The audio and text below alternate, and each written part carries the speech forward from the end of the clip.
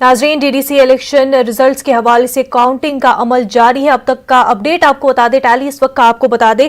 श्रीनगर कमरवारी से आपको बता दें, इंडिपेंडेंट लीडर जमीला बेगम ने जीत दर्ज कर ली है। काफी अहम खबर है ये। श्रीनगर कमरवारी से इंडिपेंडेंट लीडर जमीला बेगम ने जीत दर्ज कर ली है। वहीं अगर हम बात करें रुझानात की, तो अगर हम peoples alliance for Gupkar declaration की बात करें तो 43 सीट्स पर लीड कर रही है। वहीं अलायंस ने 2 सीटों पर जीत भी दर्ज कर ली है। बीजेपी की अगर हम बात करें तो 46 सीटों पर जो है लीड कर रही है बीजेपी। तो काफी आगे बीजेपी यहां पर दिखाई दे रही है। रुझानात में बीजेपी काफी आगे दिख रही है, जहां पर अलायंस जो है 43 सीट्स पर आगे बढ़ रही है। हालांकि 2 सीटों पर जीत दर्ज कर ली है। वहीं बीजेपी जो है 46 सीटों पर जो है आगे बढ़ती नजर आ रही है। कांग्रेस 16 सीटों पर इस वक्त लीड कर रही है।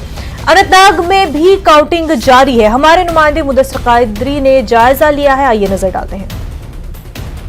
इलाकों के डीडीसी वोट शुमारी अभी जारी है और हम इस वक्त बॉयज़ डिग्री कॉलेज खानाबल में मौजूद है और ये काउंटिंग सेंटर है जहां पर अभी बहुत गहमा गहमी है और यहां पर जो है काउंटिंग का अमल जो है वो जारी है। कड़ी सिक्योरिटी इंतजाम किए गए हैं और इस बीच हम मीडिया सेंटर के पास हैं। यहाँ पर आप देख सकते हैं कि यहाँ पर प्रेस नुमाइंदे हैं, जहाँ पर जो वोटिंग ट्रेंड है बाज़ाब्ता तौर पर यहाँ पर पहुँच जाते हैं और उसके बाद ही जो इन ट्रेंड्स का है हम जो आप तक पहुँचाते हैं। और यहाँ पर जो कैंडिडेट्स हैं उनको उम्मीद है कि वो ये जीत जाएंगे, लेकिन अभी उसमें वक्त लगेगा क्योंकि 1.5 लाख के करीब जो वोटर्स हैं उनके वोट गिनना बाकी है और अभी इसमें बहुत वक्त दरकार है। ऐसे में हमारे साथ अभी इस वक्त यहाँ पर जुड़े हुए हैं नेशनल कॉन्फ्रेंस के सीनियर लीडर और फॉर्मर एमएलए पहलगाम अल्ताफ कुल्लू। कुल्लू साहब, खैर मुकदम, हमें बताइए कि क्या उम्मीदें हैं आज?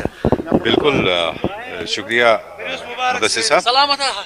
हर जगह इंशाल्लाह हमारी लीड है। अभी 14 के 14 जगह पे पीएचडी के जितने भी कैंडिडेट हैं इंशाल्लाह रहमान पूरी उम्मीद है। लोगों ने अच्छा फैसला किया है। इंशाल्लाह भारी अक्सरियत से हम जीत रहे हैं। आपको पहलगाम का बताऊं, 1200 वोट में 800 वोट नेशनल कॉन्फ्रेंस पीएचडी का कैंडिडेट मोहम्मद यूसुफ गोरसी को है। तो जाहिर सी बात है कि इसे बिल्कुल आपको अंदाजा हो सकता है कि लोगों ने किस तरह का फैसला किया है। इंशाल्लाह जीत 14 के 14 क्लीन स्वीप, बाकी लोगों को मिलेगा ठेंगा। तो जिस तरह से अभी यहाँ पर जो वोटिंग प्रोसेस, ये काउंटिंग अमल जो है वो जारी है, तो ऐसे में इंतजाम किए गए हैं। क्या बहसीती अपोजिशन या पॉलिटिकल लीडर आप इन इंतजाम से मुतमईन हैं? नहीं, ठीक है, अल्हम्दुलिल्लाह। ऐसा भी नजर नहीं आ रहा है कि किसी जगह कोई कमी है। लेकिन जहाँ तक मीडिया का सवाल है, मुझे लगता है कि मीडिया को इनको एलो करना चाहिए था। आपको काउंटिंग हॉल्स में एलो करना चाहिए था।